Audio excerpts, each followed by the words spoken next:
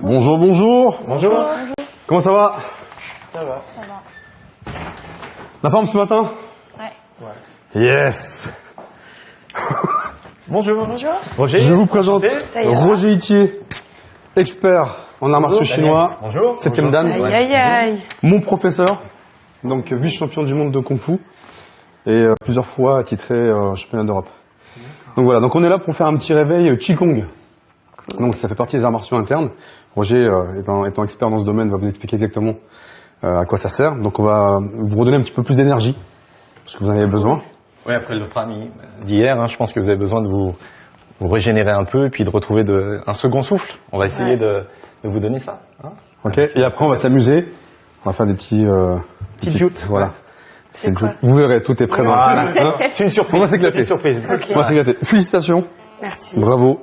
Très bon prime. Et puis voilà, ta place elle est là maintenant. Ouais. Il ne reste plus que vous deux. Ok. Superbe. Et Merci. puis voilà, que le meilleur gagne. Merci. On va essayer de se réveiller tranquillement, puis après de monter un petit peu dans des exercices un peu plus toniques pour arriver après au Tuan Ping, et on vous expliquera avec Pascal ce que c'est. Le Tuan Ping, c'est de l'escrime chinoise en quelque sorte, et vous allez voir que c'est super ludique. Hein? Vous allez vous amuser, je pense. Vous allez vous amuser. Bien, je vous propose de commencer tout de suite. D'accord? Alors, vous êtes très bien là, comme ça. On va commencer très très simplement. Vous allez resserrer les jambes, sans être droit comme un i. Vous allez rentrer légèrement le menton et le sommet du crâne, vous allez l'étirer vers le ciel. D'accord? Vous allez lâcher les épaules, les doigts, tout, en relâchant totalement votre corps. Les muscles superficiels, mais aussi les muscles profonds. D'accord?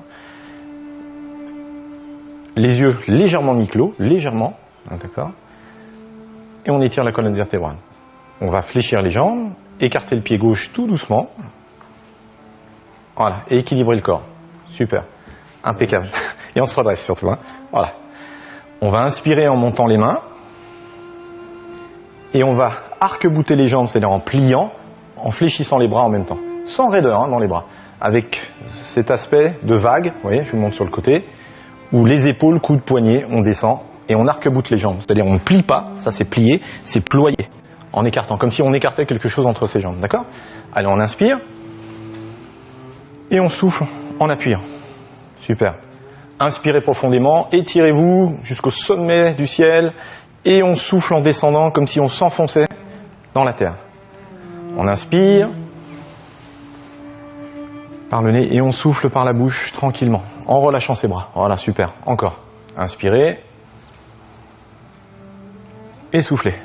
Super. On va faire une variante, on continue, on inspire. Cette fois-ci, regardez, on fait un cercle comme si on resserrait un ballon entre ses bras.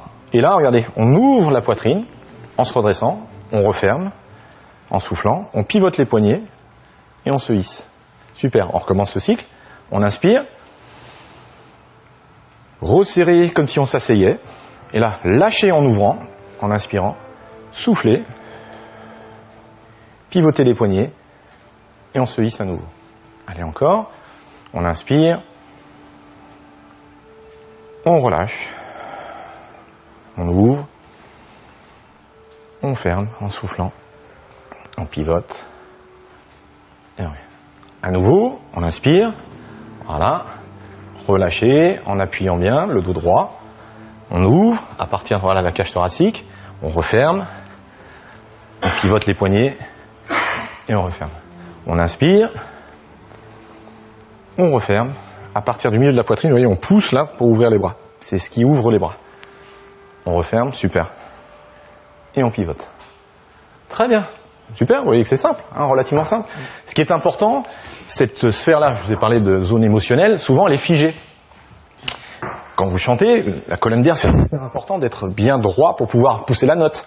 Si c'est enfoncé, votre émotionnel, vous le rentrez, donc il ne faut pas non plus le sortir. A contrario, quand on bombe un peu du torse, on montre un peu qu'on est là, puis quand on est comme ça, c'est le contraire.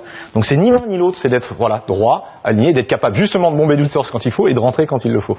D'accord? Donc cette zone, c'est super important d'avoir de la mobilité. À tes souhaits, Daniel. Et derrière, naturellement, il y a les omoplates qui s'ouvrent un peu comme des portes battantes. Vous voyez? Donc quand on resserre les omoplates, on sort la poitrine. Quand on ouvre, on écarte les omoplates, on rentre la poitrine. Donc pensez à ça, c'est super important d'ailleurs. Ne voyez pas qu'une seule dimension. Regardez, si vous regardez vers l'avant, c'est parce que vous êtes appuyé vers l'arrière. Si vous êtes équilibré avant-arrière, vous devez être équilibré haut à gauche, à droite, haut, bas. Donc c'est un peu comme une toile d'araignée, il faut tisser sa toile d'araignée. Si vous êtes en déséquilibre, vous serez en déséquilibre psychique et en même temps physique, c'est super important. Donc soyez toujours en équilibre. C'est pas évident, c'est une notion qui est très difficile. L'équilibre, par conséquence, c'est quelque chose qui est impermanent, c'est quelque chose qu'on doit rechercher en permanence. Je parle d'équilibre physique, mais d'équilibre aussi psychique. Les deux vont de pair. Si je suis pas équilibré physiquement, je le serai pas dans la tête non plus. Donc c'est super important. Ce qui permet aussi d'être fluide dans son corps. Alors on va travailler un autre exercice qui vient du Qigong et aussi du Tai Chi. Vous avez déjà vu des Chinois faire des mouvements lents dans les parcs. Eh ben voilà. Ce mouvement s'appelle Yun Qiu, les mains comme les nuages. C'est poétique, hein. Donc regardez, on va faire un cercle juste avec un bras, comme si on lissait la surface de l'eau, et là devant son visage, comme si on regardait un miroir. Et on tourne à gauche et à droite. Et ce qui est important, c'est de bouger la taille. Vous voyez ? On bouge la taille en soufflant. Et on tourne la tête en suivant. Voilà, super. Pas trop près de soi. D'accord. Et le tout détendu. Voilà. Super. C'est bien, Lorraine. Impeccable. Voilà, c'est super. Voilà, c'est un mouvement qui est très doux, hein. Voilà, tranquillement. On tourne. Super. On le fait avec l'autre bras. Donc, à l'intérieur. Voilà. Vers l'extérieur. Voilà. En soufflant. Et ici. Super.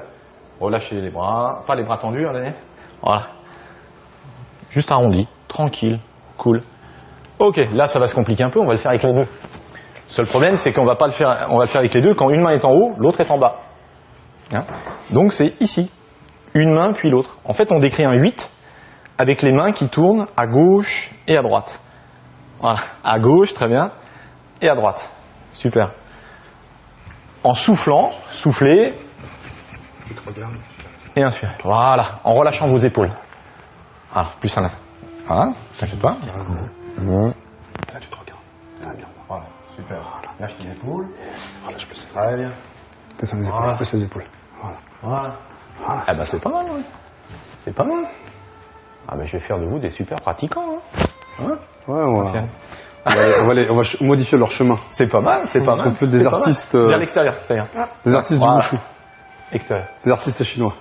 Super, très bien. Ok. Donc là on y va soft, hein. Ça c'est important parce que ça libère justement la sphère qui est en haut, les épaules en particulier. Quand on a des tensions, c'est souvent le triangle cervical, les épaules, et on se tient un peu comme ça. Donc le fait de bouger les épaules et de lâcher la taille, ça permet de dénouer un peu cette zone qui est un peu crispée, souvent crispée d'ailleurs, surtout quand on est fatigué. On voit quelqu'un qui est fatigué, il a souvent les épaules là-haut. Donc il faut relâcher. Hein. Super. Alors, on va faire un autre exercice qui est le suivant. Un peu plus compliqué, mais pas guère plus compliqué. On va inspirer. Ouvrir la cage thoracique comme si je caressais les nuages. Là. Je vais descendre en pliant les jambes et comme si je ramassais quelque chose. Je monte. J'ouvre en inspirant. Voilà, comme si je m'étirais en fait. Hein. Et j'inspire. Donc là, vraiment, comme si on était au lever. On pousse la poitrine. Voilà, super. Et on souffle. On inspire au maxi. Inspirez, inspirez, inspirez, inspirez. Soufflez. Très bien. Voilà, montez. Poussez bien. Ouais. Levez la cage thoracique. Voilà. Poussez sur les talons. Super. Attention tes pieds. Pas comme ça. Hein. On essaye de garder les pieds parallèles. Voilà. Descendre. Super. Montez avec l'ensemble. Et on souffle.